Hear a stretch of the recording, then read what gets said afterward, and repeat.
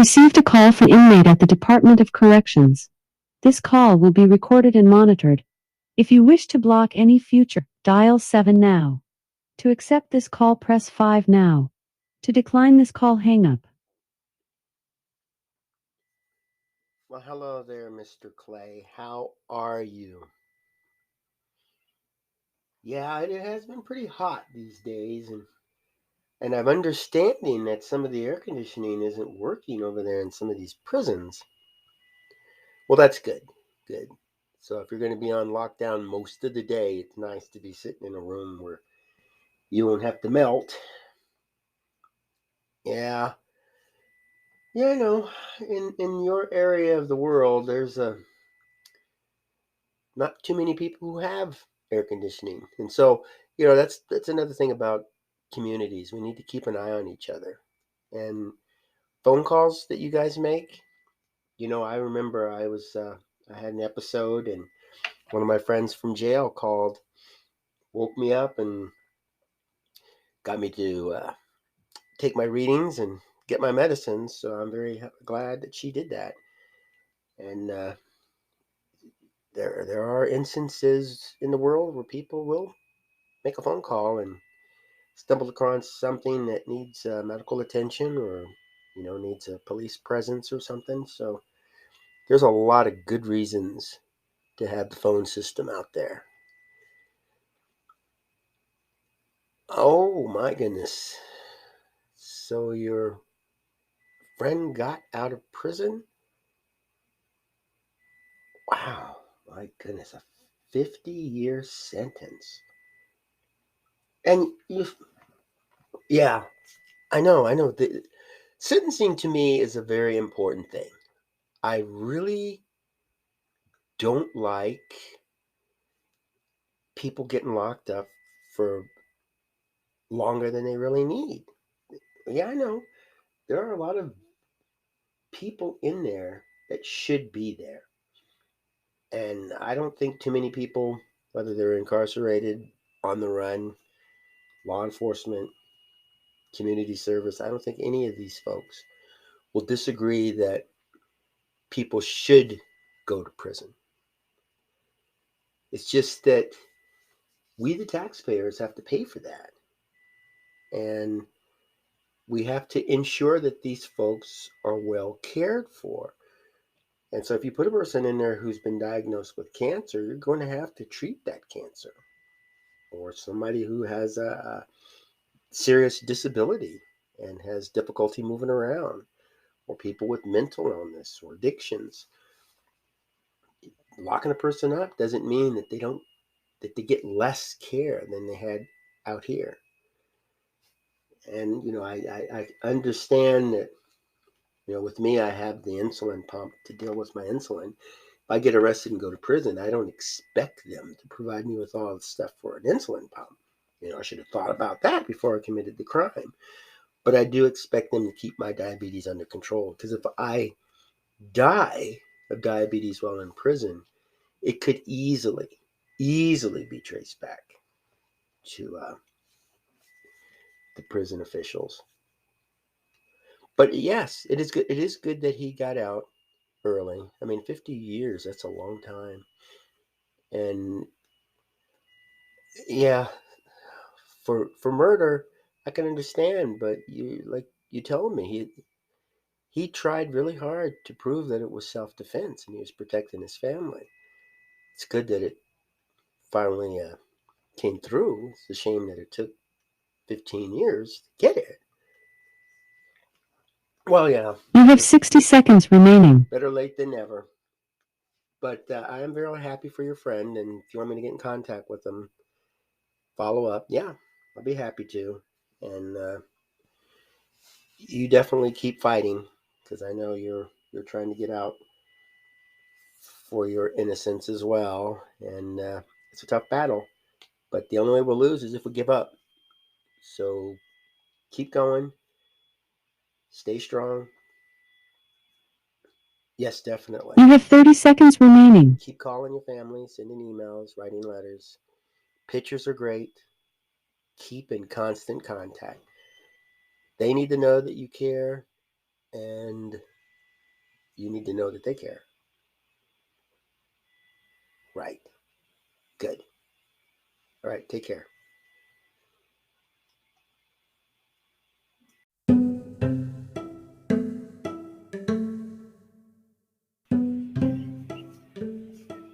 Salutations and welcome to another episode of AQS Inmate Call.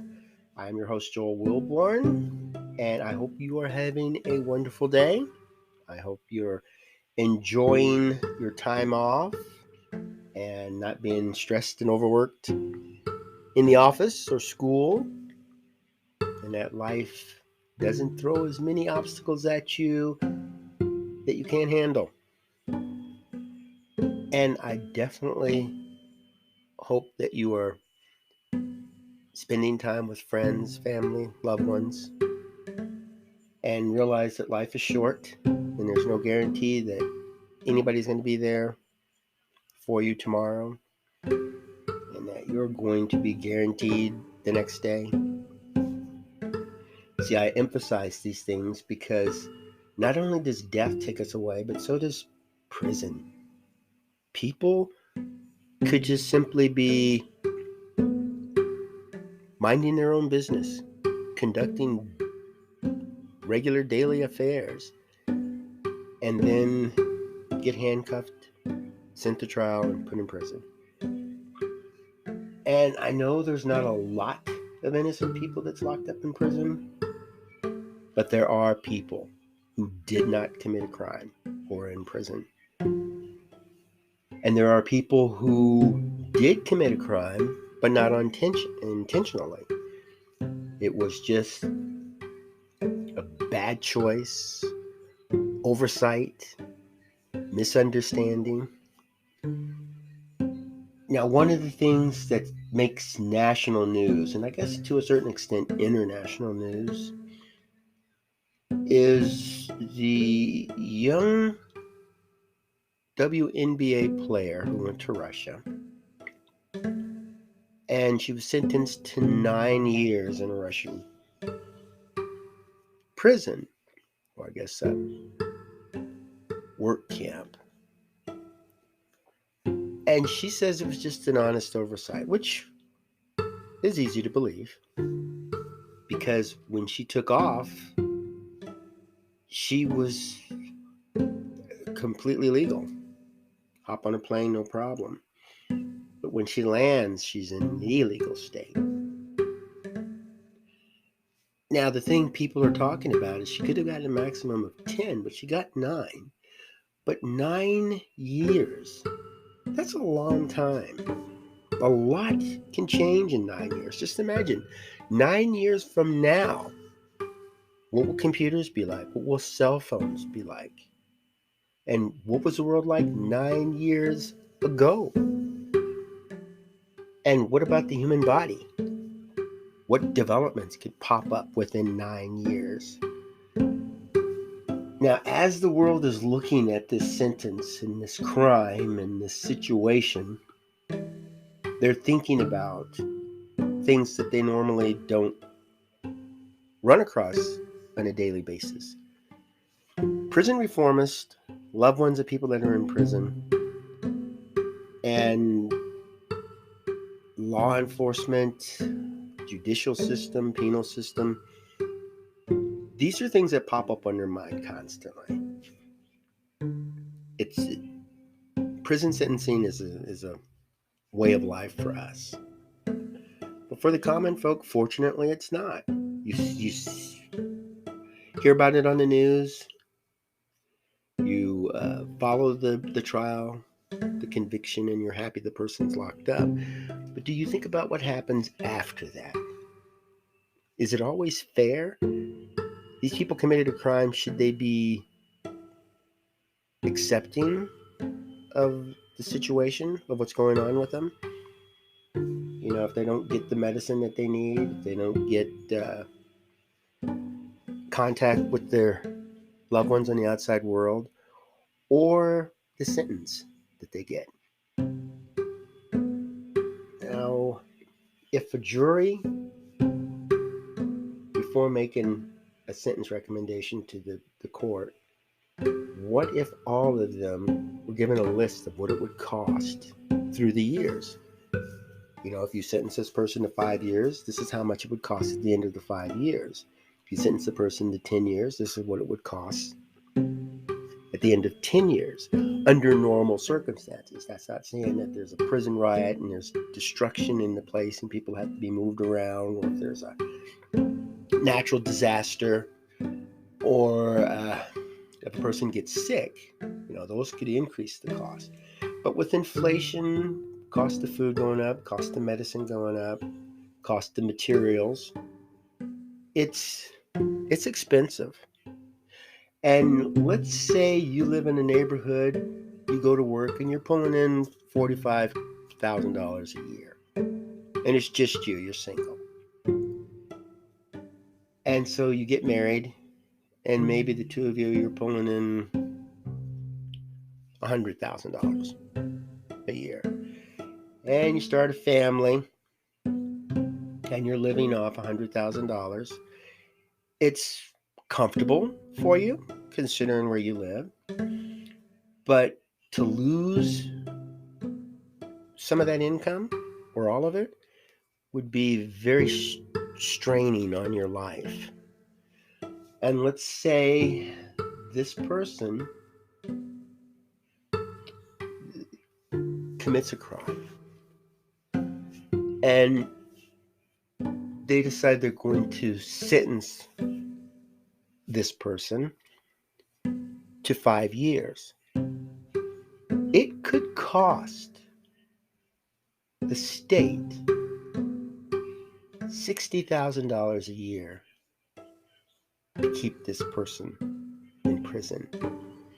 Now you're pulling in $100,000 with your spouse. This person is just sitting in prison, sucking $60,000 a year out of the state budget. Now, if you're sitting on a jury and this person commits it's not necessarily a violent crime, but the person, let's say during a riot, a citywide riot, is caught and was carrying a weapon, and so they sentenced the person to 5 years. Now, of course, the community could say, yeah, that's fair. Shouldn't have been down there rioting and stuff. And then you could have to take into consideration there were other people that were rioting. Some of them got away. This person didn't. This person admitted guilt. This person worked in the community, just got caught up, in the moment, apologized, wanted to make up for it, but gets 5 years. And we're paying $60,000 just for this one person.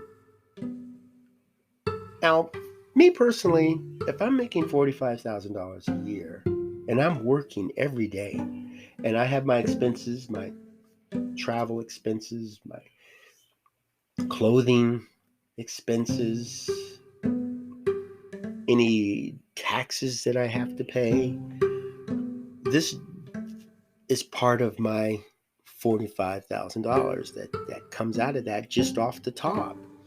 Then you have your living expenses, food and housing, maintenance, and with a family, the kids.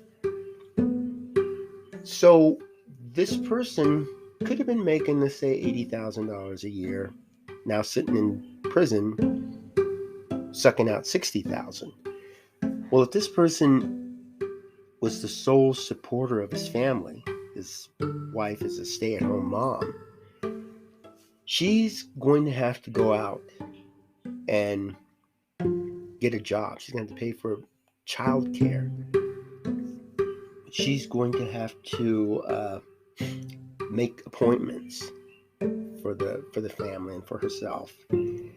And just thinking that I lost this income, and maybe Maybe she could make 80,000 or more, but let's say she doesn't. Let's say she does make 45,000. That's working 40 hours a week and struggling because you're trying to keep up with 80,000. So there's a good possibility they'll have to downsize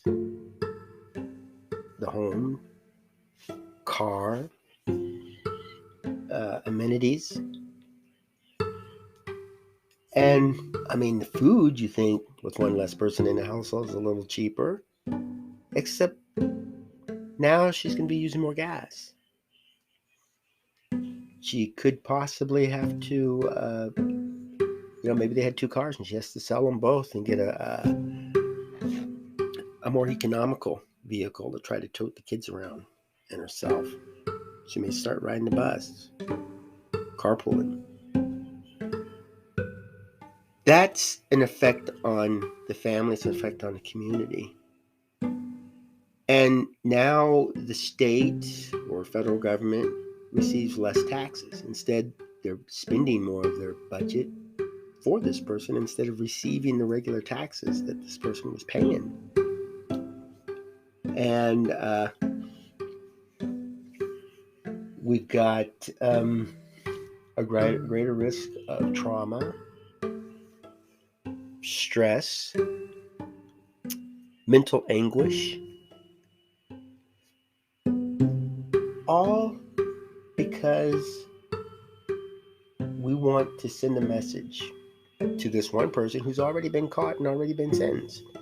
How dare you do such a thing? We're keeping you for 5 years and we're going to pay $60,000 a year to keep you there. I mean, who's losing here? What if the person's put on probation and maybe fined heavily? You're going on probation, you're going to have to do community work, and you're going to have to contribute back to society, like maybe $100,000 fine or something. For a lot of people, that's just as effective as 5 years. It's a whole lot cheaper to the state. But you have to look at each person on an individual basis. There's those who go in there, commit a crime, get out and do something stupid like I want to get into a gang, so I got to do these little processes and I have to prove myself. And they're constantly going into prison. There's those who can't handle it. Their trauma is so great that crime seems the only way, and there's nobody there to lead them in a different direction. We can fix this problem, not end it. It will never go away. But we can fix a lot of stuff that puts people in prison. We can keep the prisons less populated. I think those who get out, go back, get out, the repeat offenders, the ones that's got the long rap sheets, if we work with them and they don't want to respond in a positive way, they don't want to cooperate, they don't want their life to change, they're happy with this life of crime, then let's pay that money to keep them locked up. Let's pay the $60,000 to put the drug lords and the serial killers and the rapists, the people that just don't want to stay away from crime. Let's pay the money for that. It makes it worth it. And I think juries should think about that. I think we should bombard the media, social media, news media, with sentencing issues. The longer, the more expensive. What else do we have? If I sitting on a jury and all I know about is locking the person up, then of course I'm not going to consider anything else. But if they present in there, the court says these are your options, which one do you want? Will the jury always pick prison? Or will they look at something else? During my interviews on my YouTube channel, the Joel Wilborn YouTube channel, some of the folks in there say ankle monitoring and work release and special programs. Some of these colleges could offer programs that, once they complete the program, get good grades, they could have get credit toward release. And that's something that we should at least put out there. They're out there. It's just like when I worked for in a financial um, center at a college. There were a lot of scholarships that went unclaimed because people just didn't know about them. Knowledge does give us a lot of power, and it helps us to make better decisions in life. So all I'm asking is that society put all of their cards on the table. Let's expose everything. Once people realize that we can get good results and sometimes better results from alternative sentencing rather than just locking a person up, I think crime will go down, prison population will go down, and we'll have more money dedicated to community needs, like better community centers, better pools, better parks. Maybe people can get their health care costs down, all because we're saving money. The more money the government spends, the higher inflation, and we end up going into a recession because the average worker can't keep up with it. The $45,000 a year is suddenly pulling in about 30,000 as a buying power. Well, thanks for tuning in, and I hope you can talk to senators and representatives and your neighbors, family, people that are willing to get out and make a difference. Let them know that we don't need that many prisons. We just need to keep people from committing crimes. And the only way to do that is to work together. So go out, have yourself a wonderful day, and make beautiful memories for tomorrow.